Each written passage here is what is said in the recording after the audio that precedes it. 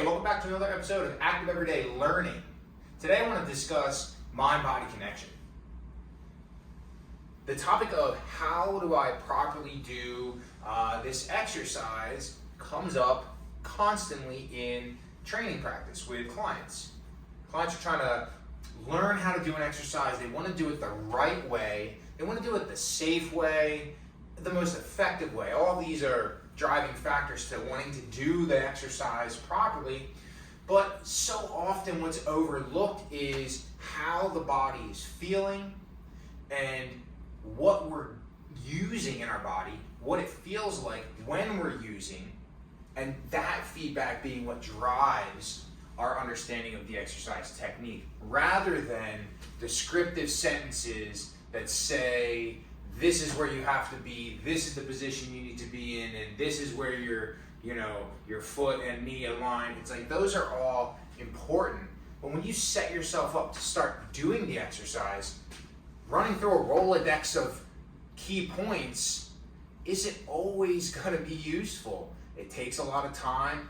It gets very hard to remember all these details. And so what we want to do is we want to download that list of key points for each exercise into our physical memory, into our body, so that when we start moving and we start doing whatever the exercise is, we don't necessarily have to recall a list of sentences. We can start moving and inherently start feeling familiar patterning and then make adjustments. That's mind-body connection. That's muscle memory. Okay, that's what we're talking about. That's what we're trying to learn today. So it starts with some pretty basic movements, some pretty basic concepts that builds our foundation. Let's get into it. We're talking about flexing a muscle. How well can you independently flex a muscle group? And sometimes it's going to be multiple muscle groups. You're going to flex a little bit here and there. It's really hard to just do one at a time. So work with me as we go through this experience together. So, can you flex your bicep? Well, a really common way to do that would be to bend the elbow and tighten up the bicep. And that's very important. The other way to think about that is, the second way would be, can I flex the bicep and not bend the elbow? So can I create muscle tension? Can I flex my muscle? Can I brace my muscle without changing the angle of the joint or changing the length, really lengthening or shortening the muscle? Can I just squeeze the muscle tight? That is the key point we're getting at. In other exercise videos, you may have heard me talk about bracing your core, or if you've worked with somebody, they may have said, hey, brace your core, do this, brace your core. What does that mean? What we're saying to you, what we're instructing you to do is put tension in the muscles before you do the exercise so you can carry that stability and tension into the exercise. Okay, let's try another one. How about like our tricep? Can you flex your tricep? Back of the arm, flex the tricep. Okay? I often say to the people I'm working with, can you feel the muscle with your brain? So when you tighten it, can you tell it's tight? Because you can sense it's tight. You can feel it with your brain. Can you physically feel the contraction with your hand? The muscle's loose, I tighten the muscle's firm. We want to have this experience in this relationship where we're building sense and feedback, not just from the muscle to the brain. I can feel the muscles tight. I can see that the arm is straight. I can touch the muscle with the hand. So there's lots of ways I can get feedback and input visually, physically, with the hand. Okay, let's go through the entire body and practice. Can you flex your forearm? Can you flex your forearm with and without bending the wrist? And what you're going to notice is we practice this idea of contracting muscles or flexing or bracing muscles. If you do change the length or the joint angle, it's a lot easier often to feel the muscle. So we want to learn to do both, with movement and without movement, okay? Because we have both examples in our exercise world. We have planks, for example, where we're not moving anything and holding and bracing. We have squats, for example, where my lower body is moving, but my upper body is not moving. So I'm bracing my upper body while my lower body is active. Okay? Then we've got exercises where the entire body's moving the entire time. Like a spine roll-up if you follow my programs, where we round our spine and reach down to the floor. And we bend our knees as we stand up so the whole body is fluid. So there's this demand for both stability and mobility. Let's keep practicing this as we learn.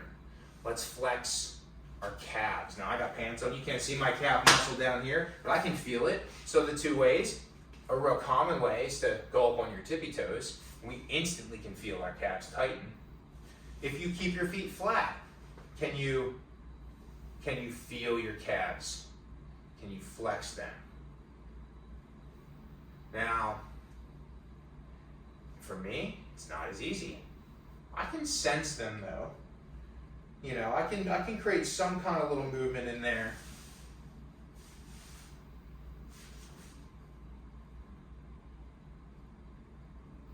Where I can feel them flex, but I go on my tippy toes and it's like, you know, such a strong, tight contraction. So we practice our calves. Okay, how about our quads? Can we tighten up the front of our legs? Okay, a really easy way.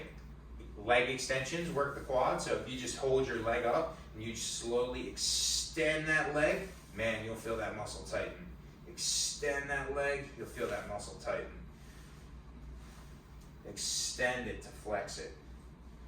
Whoo, rock solid. Without bending the legs, just standing here.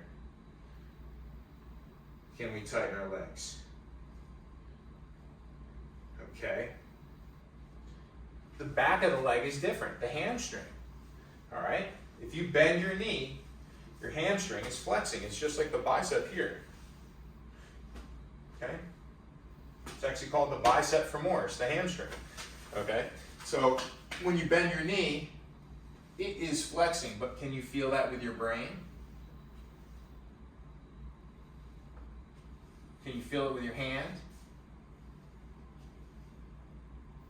A lot of the time, people will say it feels like they might get a hamstring cramp when they really flex on it hard. All right? It's probably likely, if you feel like you're getting a hamstring cramp, it's because your body's not used to doing that. It's not used to shortening and getting tight, so it kind of feels spasmatic in there.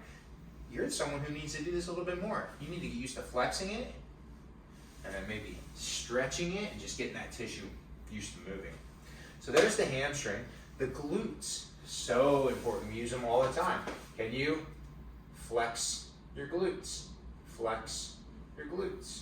Flex your glutes. If we did like an RDL, or a deadlift pattern, or a kettlebell swing, we would hinge, which stretches, and then we would flex to stand.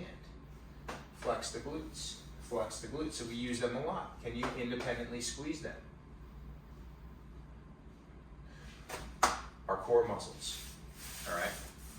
They wrap all the way around. It's not just the front, it's the whole wraparound. Okay? So front, sides, and lower back. Sometimes they're not the easiest to feel. So ways I think about this would be, if I were to lay on my back and do like a sit-up or an abdominal crunch, that would be the moving version of flexing the muscles.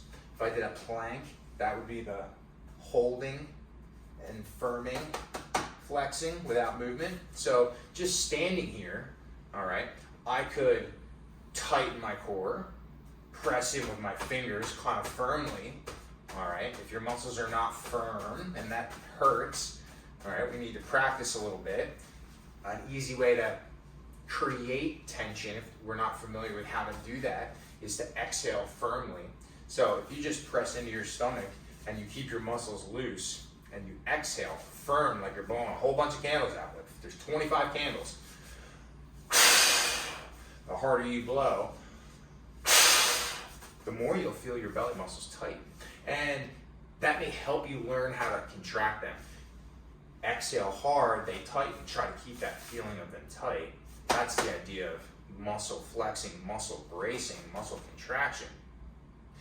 Now, you could also flex, and once you feel like you have it, keep that tension and then side bend a little bit, and side bend a little bit, and forward bend a little bit, all while trying to hold that tension so you can move while feeling these muscles braced. That can be very helpful. Okay? For the lower back muscles, standing bent over. So we just kind of bend down like this. Hands are not going to touch the knees, they're just going to hang. Okay? And then all you're going to do is go from a rounded spine to a flat spine, and then just hold that position. All the lower back muscles just contracted to lift, and then we just stand here and wait for our lower back muscles to feel a little bit tired. It's okay. We want to get our lower back muscles strong, flexible, build endurance in them. All right, so little sensation down here starts to build. Just try to keep the chest, notice this, try to keep the chest tall, but I didn't stand up. I just really got that back cranked up as flat as it'll go. Okay, and stand. Some middle lower back. Again, a reminder, what are we doing right now? We're going through our body like a checklist, and we're trying to flex muscle groups to see how well we can connect to them. Now, how does this translate to all the other exercises that we would really be working on in our regular workouts? Before you start, just before you start the exercise, you set yourself up. What do I mean? Take a second, take a deep breath. Take a second. You're going to use your abs in every exercise you do. It's part of the world of movement, so check in with your core. If you're on your feet, check in with your leg muscles. I often say to clients, belly and butt, belly and butt. You can't go wrong if you're trying to remember how to do an exercise, if you just check in, belly and butt, and then start doing whatever the exercise is. If you just squeeze your belly and your butt a little bit, it's going to bring you some balance and stability to the body and some control. Same thing if I was going to set up for like a push-up or a plank. I could use my bench, in front of my couch or a bar.